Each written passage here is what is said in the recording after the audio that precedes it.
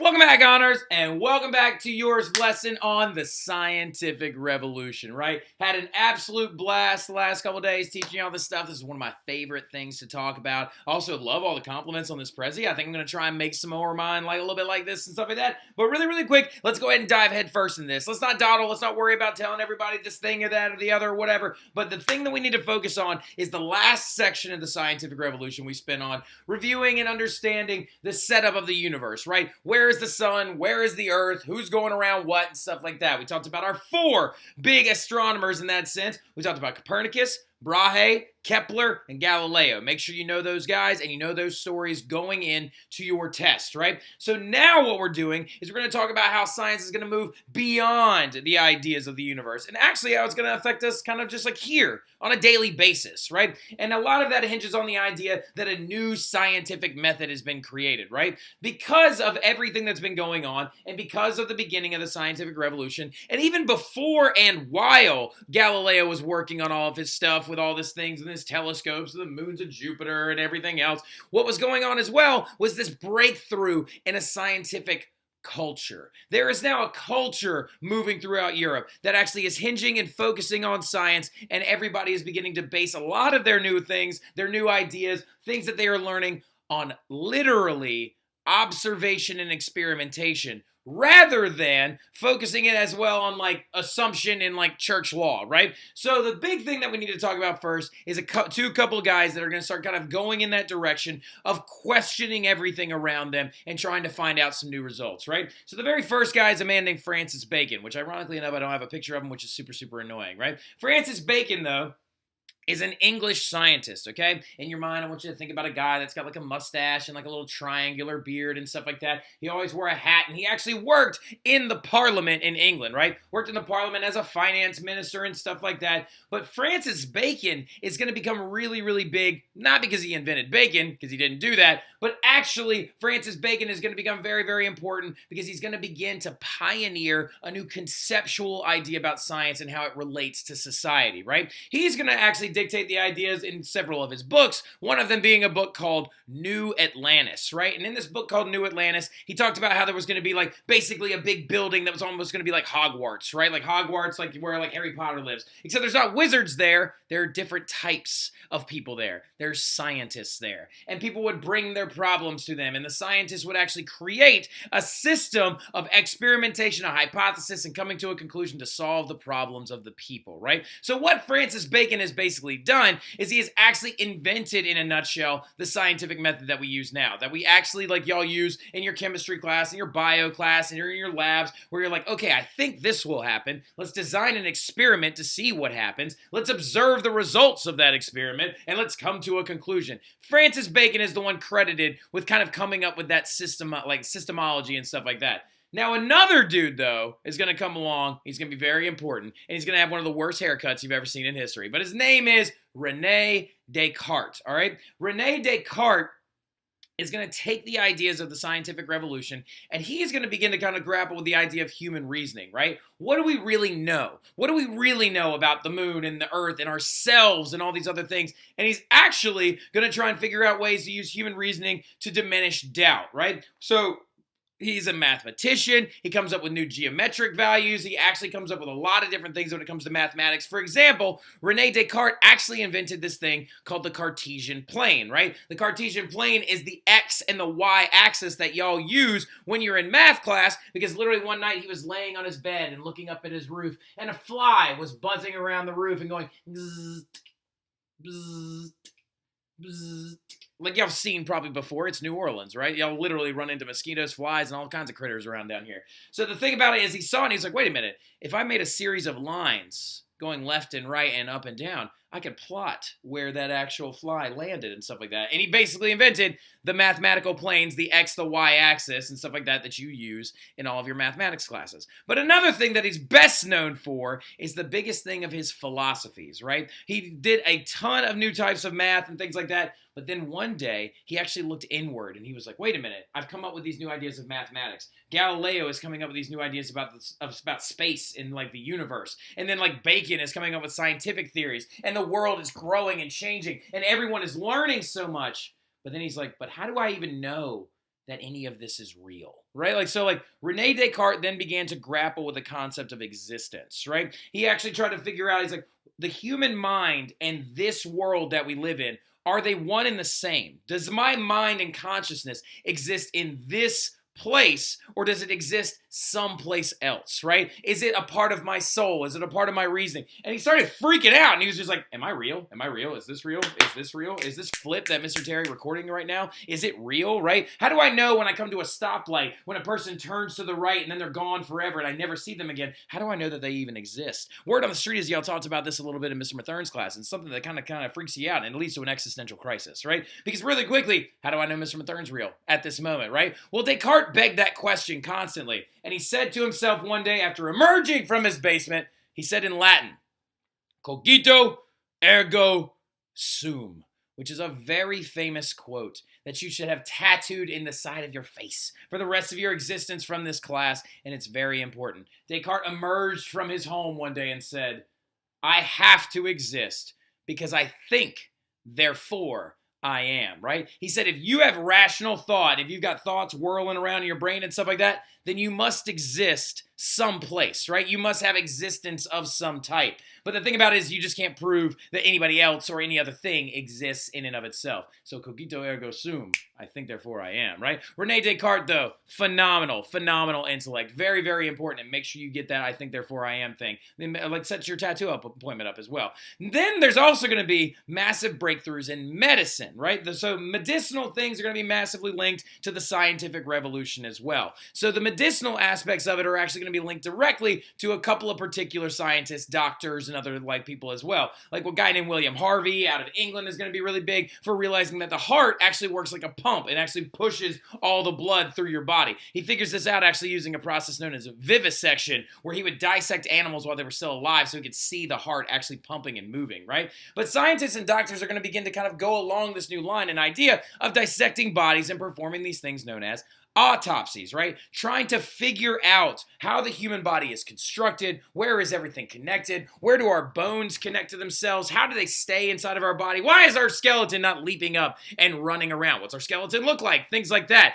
Well, the first guy to come along and do this, before William Harvey does his vivisections, before all these other scientists really get into it, that actually begins to kind of go against church law is a man by the name of Andreas Vesalius, right? So Andreas Vesalius is super important, because he's not deliberately going against Catholic law and Christian law. But it was a big thing that we need to understand, that for many eons, it was against religious law to dissect or actually kind of do anything to a dead body. You had to go through a process, a religious burial and stuff like that. So no one ever really got the chance to like open one up and see how everything worked and what it looked like, what muscular structures looked like, what were the internal organs, skeletal structure, the circulatory system, the nervous system. How does all this stuff work? Well, then one day, Andreas Vesalius comes along, and he creates one of the very first medical books on anatomy. And this is Andreas Vesalius right here, and an engraving in one of his books. And as you can see, he's peeling back these veins so he can see how the vascular system works inside of this dead body, and he's performing this autopsy, right? He removes the skin so he can see what the muscular structures look like. And his book is a very powerful, very big tome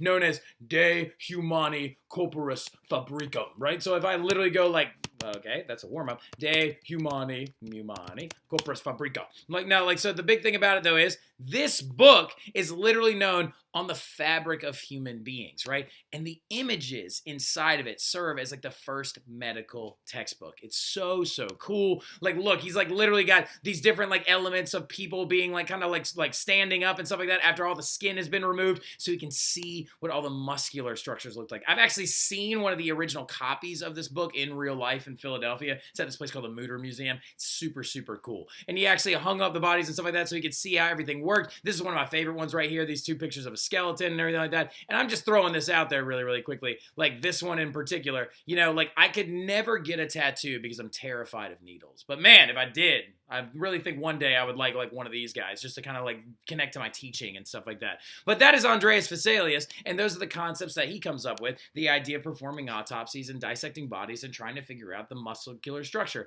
Now, funny enough too, his very first books, his very first copies of the book De Humani Corporis Fabricum, were actually bound in human skin. Instead of using cow leather to bind his books, he had so much extra human skin lying around from all these autopsies, he had it tanned and turned into leather, and some of his earliest books were actually made of human skin. How cool is that? Like, so now the big thing, though, as well, is another thing's going to come up that you've learned about in science class: the element and development of the microscope. That's right, that right there is the first microscope ever invented, right? That right there is the very first microscope invented by a guy named Anton von Leeuwenhoek, right? Leeuwenhoek is going to be the guy that creates the very first microscope ever to view cells and microorganisms. Now, particularly microorganisms, right? Now, this guy right here, the one that Leeuwenhoek invented, is actually a very simple construction. You put the glass slide right there in the specimen holder, and you look on the opposite side of this through this little hole right there that's got a small glass lens in it, and you can actually look into the specimen.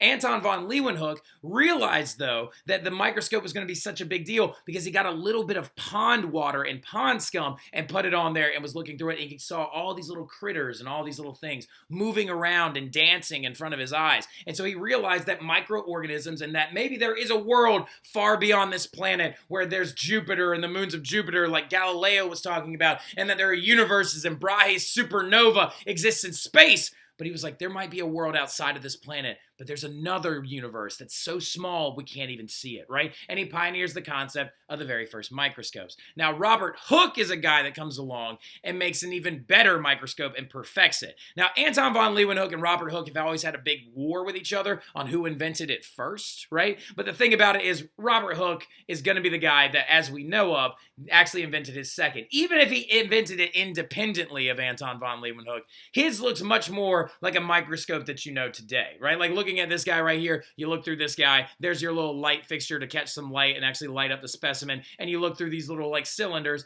and that's how you actually see everything. But the cool thing about Robert Hooke, though, Robert Hooke versus Leeuwenhoek, remember those are two different guys. Anton von Leeuwenhoek, a Dutch scientist, Robert Hooke, an English scientist. Robert Hooke, though, had a very specific talent. He was a very good artist, and he would actually draw the things that he saw underneath his lenses. This right here is a flea that he saw, and it's one of his most famous drawings he's ever done.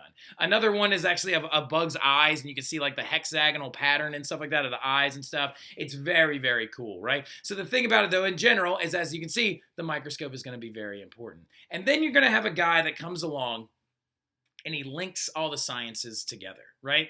This man is probably the most important out of all of them because what he invents and creates proves Galileo's theories mathematically. It demonstrates the concepts of Francis Bacon.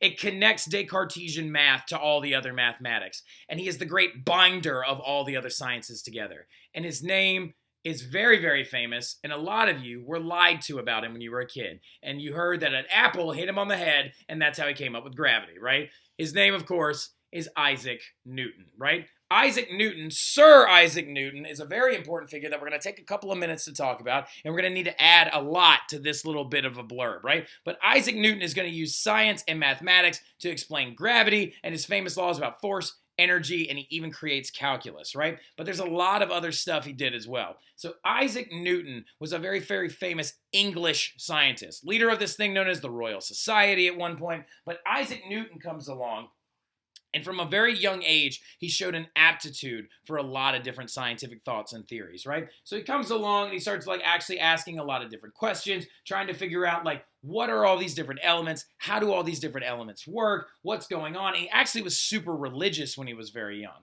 And when in his religious fervor, one of the biggest things he was obsessed with is trying to figure out what day the world was going to end, right? And he was convinced that it was going to happen in 1666, right? When he was actually still alive. And also all of these crazy things started happening leading up to that year. In 1665, there was a massive outbreak of the plague in London, right? And then in 1666, over half of the city of London burned to the ground in a huge fire. Now, in these two events, he moved out to his country estate that he lived in outside of London, where his parents actually owned like a small farm. And on that farm, they had an apple orchard. And one day, apparently, he was looking out of that apple orchard and he saw an apple fall off a tree, is the story of which he tells. And that's how he came up with the concepts of gravity, right? He said that there must be some type of force that is constantly pulling us down in conjunction that has to do with the size of the body of the earth that we're standing on. To explain all of this stuff, he has to write a book that's very, very famous. And write this book down. It's very, very important.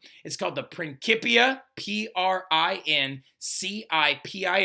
Mathematica. But Principia is fine, okay? The principles of mathematics. So to explain the force of gravity, how it works, and how it bonds all of the planets together in our solar system, and how it keeps everything stuck to the planet Earth, he had to develop the mathematic known as calculus, right? And this becomes a massive thing. He ends up being the president of the Royal Society later on, and then he even goes further and does many more experiments and expands on many more different things, including this famous thing as well. He wrote a book on optics as well later on, and he actually realized something very, very important. He realized that actually all white light is the creation, or white light is literally the merging of all other colors of light together, right? So we actually split white light into several different spectrum colors. But we'll talk more about that when I see y'all again in class, and we'll talk a little bit more about Newton as well, just to cement him a little bit in the back of your mind. But y'all have a great rest of your weekend. Study hard. Check back on the study guide periodically throughout the weekend that's posted to Google Classroom, because I might be adding and subtracting a couple things. But I'll see y'all soon. Study up. Y'all have a good one.